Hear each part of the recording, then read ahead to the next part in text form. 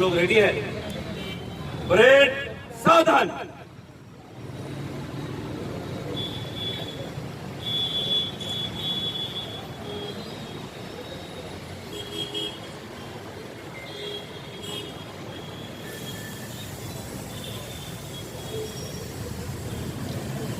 जुलाई 2019 यानी कि पिछले साल जब लोकसभा का अधिवेशन चल रहा था तो वहां पर समाजवादी पार्टी के एक सांसद आजम खान साहब,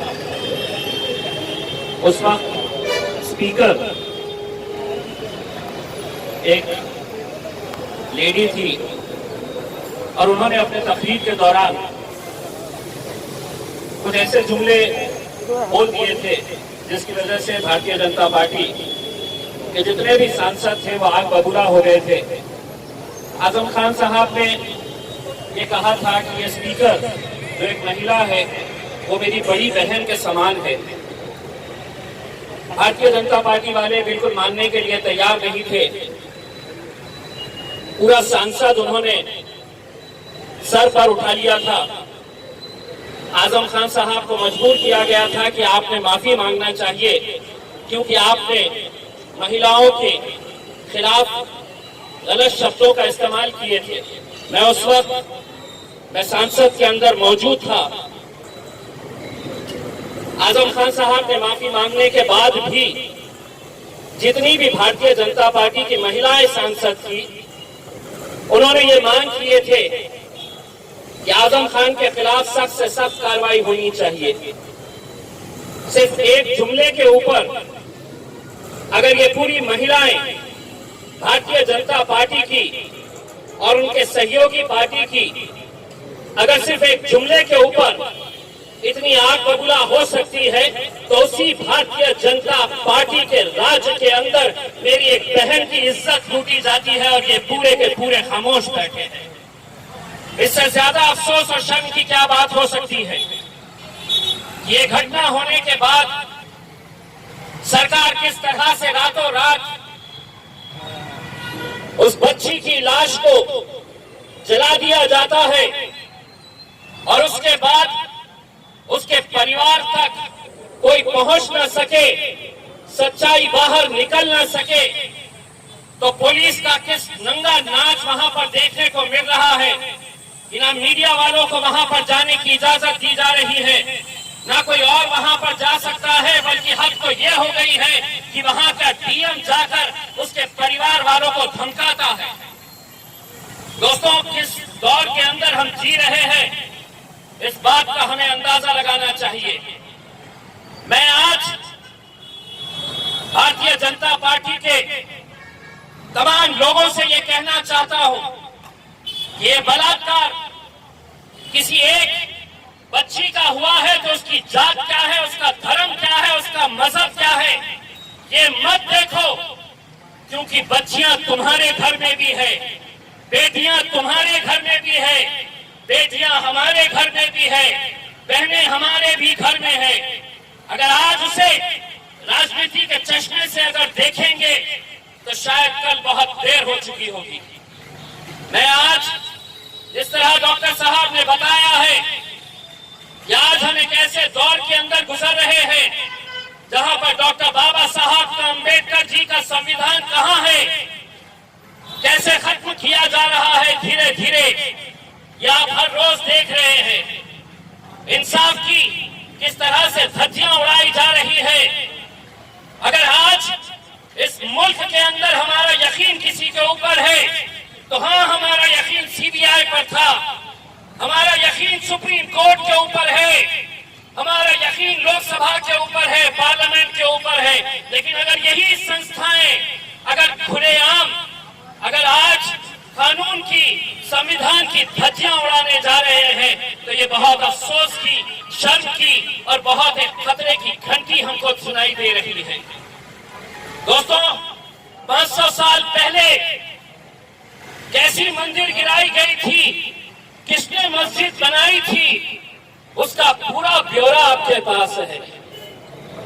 500 साल पहले क्या हुआ था, इसका पूरा हिसाब आपके सामने आपको दिखाया जा रहा है।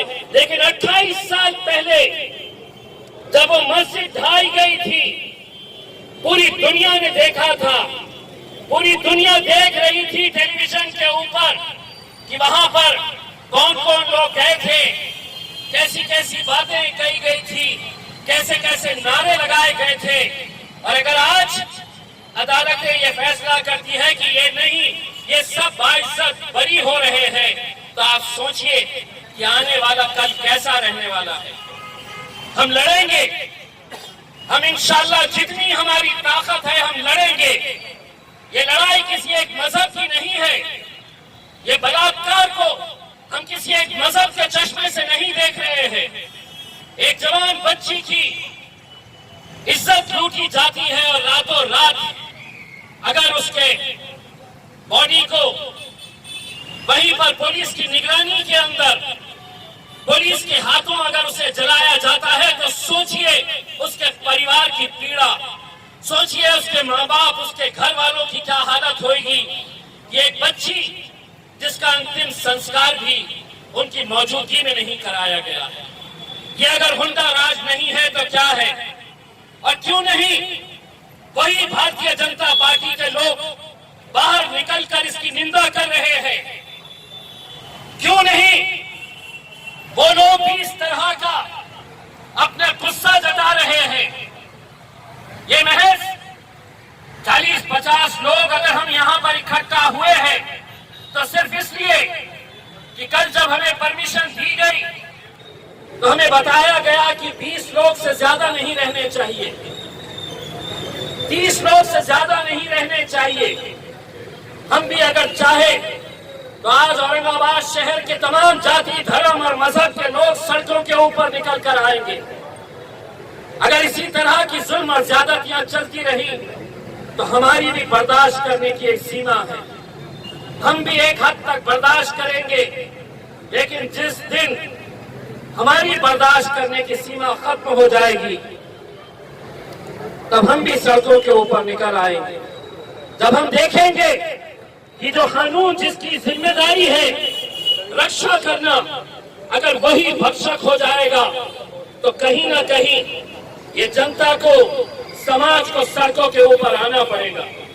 हमारे मतभेद होंगे, कांग्रेस पार्टी के साथ हमारे राजनीतिक वैचारिक मतभेद हो सकते हैं और है, लेकिन उस पार्टी के सबसे प्रमुख नेता राहुल गांधी के गिरेबान तक अगर पुलिस चले जाती है, अगर उसका गला पकड़कर उसे नीचे गिरा देती है तो हम निंदा करते हैं और हम ये कहना चाहते हैं कि ये लोकतंत्र के अंदर राहुल गांधी को अगर गिराया गया है तो कांग्रेस के साथ हम भी इस मुद्दे के ऊपर खड़े हैं और हम भी राहुल गांधी को ये कहना चाहते हैं कि हमारे वैचारिक मतभेद होंगे, हमारे राजनीतिक मतभेद होंगे, लेकिन तुम्हारे गिरेबान तक अगर कोई हाथ डालेगा तो वो हाथ को काटने की ताकत मजलिस इत्तेहाद उल मुस्लिमीन के अंदर है।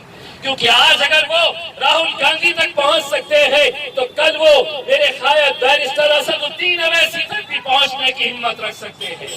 ये लड़ाई विचारों की, हमारे अलग अलग मतभेद हो सकते हैं, लेकिन आज इन मुद्दों के ऊपर हम सबको एक साथ मिलकर आने की जरूरत है।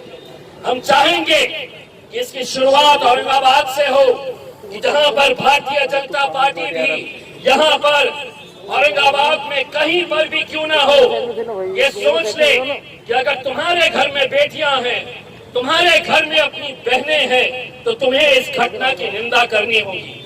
सियासत अपनी तौर के ऊपर चलेगी। ये चोर, ये लुच्चे लफंगे आएंगे जाएंगे। ये मुख्यमंत्री योगी आदित्यनाथ आज रहेगा, कल नहीं रहेगा, लेकिन अगर उसका समर्थन करेंगे तो सोचिए उन दरिंदों की हिम्मत कैसे बढ़ेगी। वो दरिंदों को लगेगा कि मुझे तो अगर सरकार की ताकत मेरे साथ में है तो मैं ऐसे ही बलात्कार करते जाऊंगा। और सिर्फ एक ही नहीं, यही मनीषा नाम की लड़की नहीं, हम राय रोज उत्तर प्रदेश के अंदर, बलरामपुर के अंदर, भदोही के अंदर हर रोज इस तरह की बलात्कार की घटनाएं हो रही हैं। लेकिन अगर इनकी निंदा नहीं की गई, अगर योगी आदित्यनाथ को वहां से हटाया नहीं गया, तो हम तो ये समझेंगे कि इन बलात्कारियों का समर्थन इस मुल्क के वजीर आजम नरेंद्र मोदी और अमित शाह भी कर रहे हैं। इन दरिंदों की हिमायत वो लोग भी कर रहे हैं। कहां है वो स्मृति ईरानी जिसने आजम खान के एक जुमले के ऊपर लोकसभा के अंदर इतना हंगामा खड़ा कर दिया था? अगर तू महिला है तो तुझे बाहर निकलकर इस बच्ची के दरिंदे जितने भी थे इनके खिलाफ बोलना पड़ेगा। अगर तुम नहीं बोलेंगे तो अगले अधिवेशन के अंदर तुम्हें हमारा भी सामना करना पड़ेगा। हमारे भी सवाल रहेंगे और तुम्हें जवाब देने पड़ेंगे कि किस तरह से हम एक कानून एक के लिए लगाएंगे और दूसरा कानून दूसरे के लिए लगाएंगे।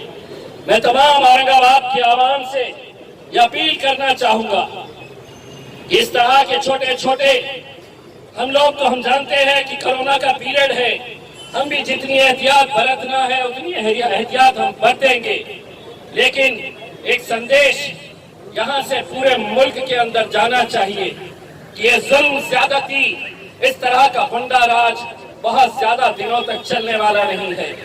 ये सत्ता में बिठाने वाले यही जनता है। जिस दिन ये जनता सड़कों के ऊपर निकल आएगी तो इनके अंदर इतनी ताकत है कि ये सत्ता को नीचे भी ला सकते हैं, सत्ताधारियों को नीचे भी खींच सकते हैं।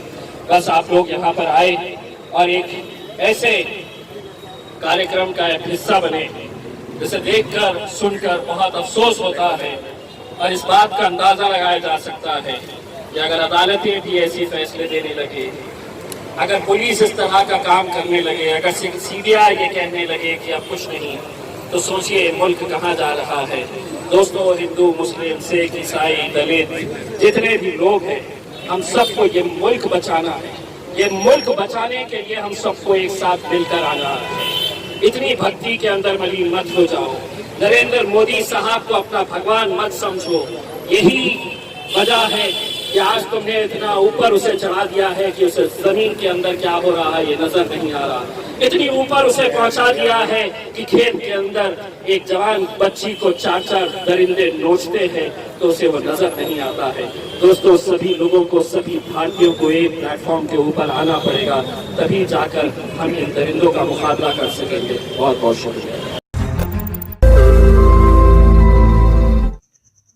रोज नई खबरों को देखने के लिए हमारे औरंगाबाद समाचार चैनल को सब्सक्राइब कीजिए और नोटिफिकेशन पाने के लिए हमारे बेल आइकन को दबाइए ताकि हर खबर की नोटिफिकेशन आपको मिलती रहे।